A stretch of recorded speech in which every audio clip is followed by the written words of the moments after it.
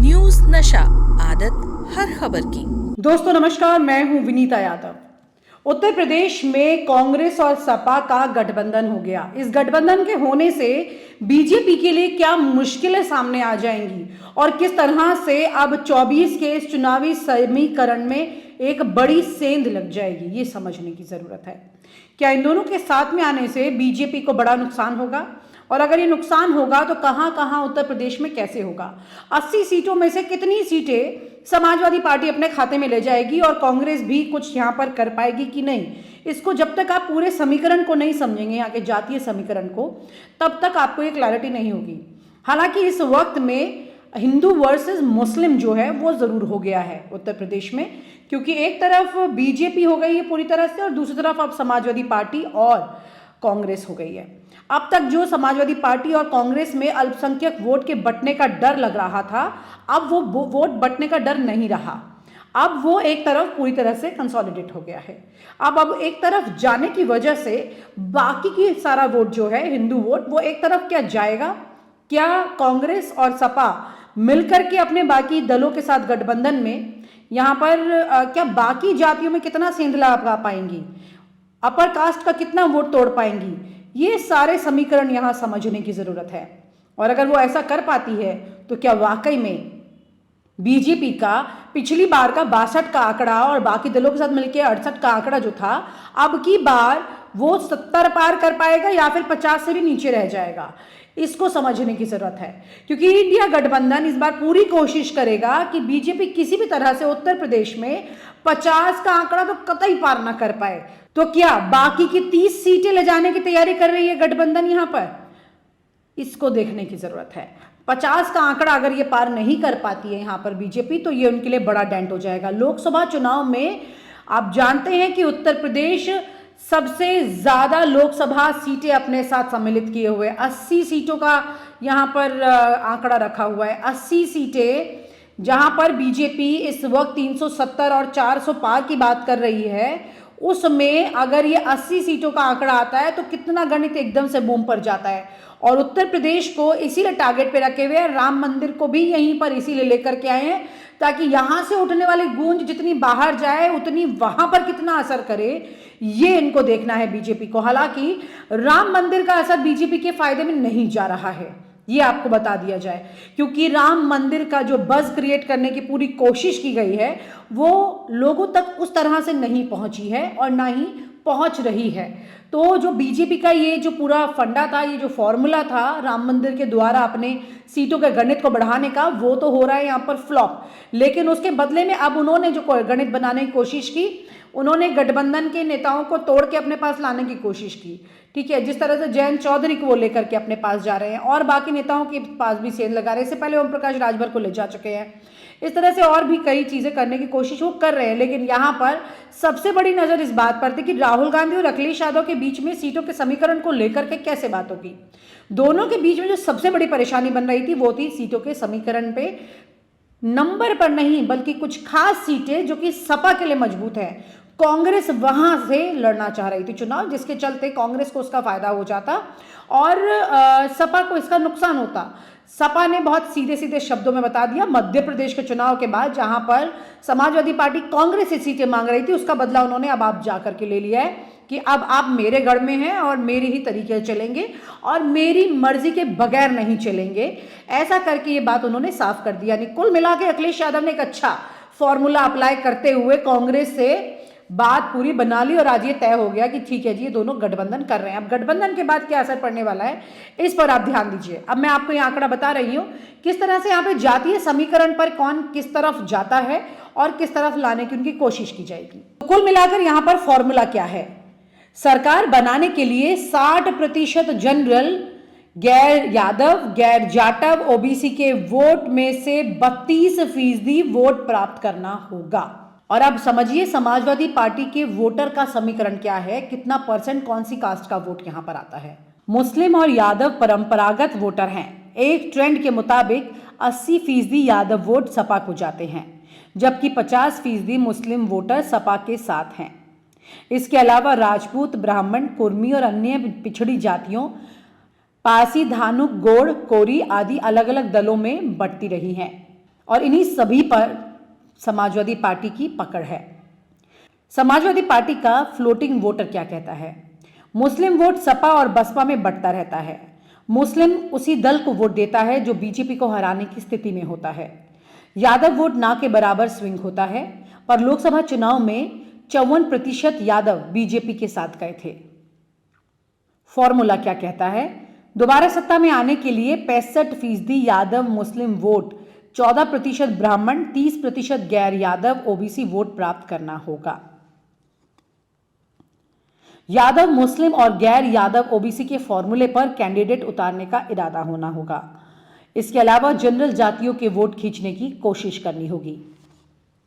और अब समझिए कि बसपा का वोट बैंक किस तरह से काम करता है। एससी और अल्पसंख्यक परंपरागत वोटर है।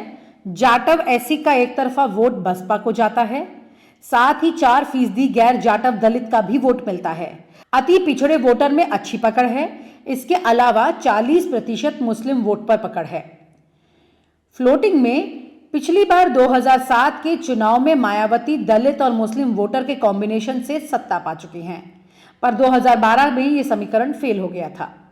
सत्ता में काबिज होने के लिए 60% दलित मुस्लिम वोट, 10% ब्राह्मण, 27% अति पिछड़े वोट प्राप्त करने होंगे।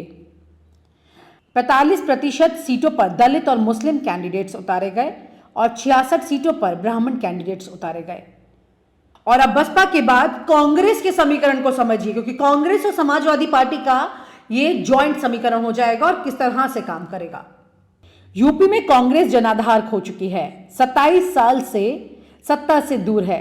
पार्टी का अग्रणी दलित और मुस्लिम वोट बैंक खिसक चुका है। बावजूद इसके कांग्रेस का एक परंपरागत वोटर है। उसे हर विधानसभा चुनाव में औसतन 9% वोट मिलते हैं। इसके सहारे तकरीबन 24 सीटों पर कब्जा रहता है। जनरल पिछड़े और मुस्लिम वोट बैंक पर फोकस करना होगा। हालांकि उसका फोकस सपा के साथ गठबंधन कर अपनी स्थिति मजबूत करने पर है, क्योंकि समाजवादी पार्टी इस वक्त प्रदेश में दूसरे नंबर पर सबसे मजबूत पार्टी है। इससे पहले भी कांग्रेस समाजवादी पार्टी के साथ गठबंधन करने की ट्राई कर चुकी है। यदि इसमें कांग्रेस का 9% वोट जोड़ दिया जाए तो समाजवादी पार्टी के प्रतिशत में और भी इजाफा हो जाता है। यहां सत्ता में पहुंचने का सबसे सरल और सीधा गणित है। जनरल 65%, स्वर्ण दलित वोट, 17% ओबीसी, 50% मुस्लिम वोट पाकर सत्ता में पहुंच सकते हैं। तो ये तो था वो प्रतिशत वोट बैंक जो कि समझा रहा है कि किस तरह से उत्तर प्रदेश में ये वोट बैंक किस तरह मूव कर जाएगा। अगर यहां पर कांग्रेस का वोट बैंक और समाजवादी पार्टी का वोट बैंक एक साथ मर्ज हो जाता है और वाकई में इस गठबंधन का असर दिखाई देता है, तो इससे सीधे सीधे बीजेपी को नुकसान हो जाएगा, क्योंकि बीजेपी इस वक्त इसे पूरी तरह से हिंदू मुसलमान करके अपने वोट बैंक को फायदा लेने की कोशिश करेगी। लेकिन यहां पर कांग्रेस के चलते अगर वो कुछ इंपैक्ट कर पाती है और कुछ सीटों पर, हिंदू सीटों पर खासतौर से वो अपर कास्ट का वोट ला पाती है, तो ऐसे में सीधा सीधा समाजवादी पार्टी के लिए भी थोड़ी सी आसान राह हो सकती है। हालांकि समाजवादी पार्टी के साथ कांग्रेस की राह ज्यादा आसान है। लेकिन इसी के साथ अब आंकड़ों की माने तो हाल ही में लाभार्थियों वाला फॉर्मूला भी बीजेपी की तरफ से खूब जमकर असर किया है। 2022 विधानसभा चुनाव में इसी फॉर्मूले ने बीजेपी को फायदा पहुंचाया और वो सत्ता पर काबिज हो गई। लेकिन समाजवादी पार्टी सत्ता पर जाते जाते उसके सिर्फ करीब तक रह गई। आइए समझते हैं लाभार्थियों के इस आंकड़े का प्रतिशत किस तरह से निकल के आएगा और ये कितना असर कर सकता है। आंकड़ों की माने तो उत्तर प्रदेश में प्रधानमंत्री किसान सम्मान निधि योजना में 2 करोड़ 16 लाख, उज्ज्वला योजना में 1 करोड़ 75 लाख, सौभाग्य योजना में 1 करोड़ 56 लाख, प्रधानमंत्री आवास योजना के 55 लाख, पीएम स्वनिधि योजना के 10 करोड़ 33 लाख, स्वच्छ भारत मिशन के 2 करोड़ 61 लाख और मुफ्त राशन की योजना में 15 करोड़ लाभार्थी हैं। अब बीजेपी और यूपी सरकार की कोशिश है कि वो जाति और अन्य मुद्दों से ऊपर उठकर लाभार्थी वोट बैंक को अपने पाले में लाए। बीजेपी की यूपी इकाई साल 2014 के बाद से ही लाभार्थियों को प्राथमिक वोट बैंक के तौर पर देख रही है। बीजेपी को साल 2019 के आम चुनाव में इसका परिणाम भी मिला। बहुजन समाज पार्टी और समाजवादी पार्टी के गठबंधन के बाद बीजेपी 62 सीटें जीती थी। बीजेपी की सहयोगी अपना दल को 2 सीटें मिली थी। इतना ही नहीं, 2022 के यूपी विधानसभा चुनाव में भी इन्हीं लाभार्थियों के दम पर सरकार चुनाव लड़ी थी और विपक्ष को करारी हार मिली थी। बीजेपी ने उस चुनाव में 255 सीटें हासिल की थी। तो यहां पर बीजेपी एक और नए वोट बैंक की तैयारी, लाभार्थियों वाले वोट बैंक की तैयारी पिछले कुछ चुनाव में भी कर चुकी है और इस चुनाव में भी उत्तर प्रदेश में इसी पर पूरी कोशिश करेगी। लेकिन इस पर समाजवादी पार्टी और कांग्रेस का चुनावी समीकरण जो है वो भारी पड़ सकता है इस बार, क्योंकि इस बार कई तरह के चुनावी मुद्दे बदल चुके हैं, कई तस्वीर बदल चुकी हैं। समाजवादी पार्टी इस बार पीडीए का मुद्दा लेकर के उतर रही है और पीडीए के मुद्दे पर ही लगातार वो अपनी बात कह रही है। वहीं कांग्रेस भी लगातार आरक्षण की बात करते हुए लोगों को जागरूक कर रही है। इस तरह के मुद्दों को लेकर के इन्होंने इस बार अपनी पटकथा बना ली है। कांग्रेस और समाजवादी पार्टी इसी एक लाइन पर अगर चलती हैं तो जाहिर सी बात है कि हिंदू वोट बैंक पर वो अच्छा खासा डेंट कर सकती है। यहां पर अगर आप बात करते हैं खासतौर से उन तमाम अन्य जातियों की जिसके समीकरण के बारे में हमने बताया, जो बीजेपी के लिए भी खास है, मौर्य, शाक्य, कोरी, कांची और सैनी, और इसके अलावा वहां पर क्षत्रिय वोट की अगर बात करें तो इन तमाम वोट बैंक पर समाजवादी पार्टी और कांग्रेस मिलकर सेंध लगा सकती हैं, इसमें कोई दो राय नहीं है, जिसके चलते बीजेपी के लिए बहुत बड़ी मुश्किलें पैदा हो जाएंगी। और जिस खेल को वो भी आसान समझ रही थी और चुनाव से पहले उसके गणित का ऐलान कर चुकी है, वही खेल उनका खटाई में पड़ सकता है। और आप हमसे जुड़े रहने के लिए सब्सक्राइब करें YouTube पर, फॉलो करें Twitter पर और लाइक करें Facebook पर। और ज्यादा जानकारी के लिए आपको टाइप करना होगा सिर्फ न्यूज़ नशा।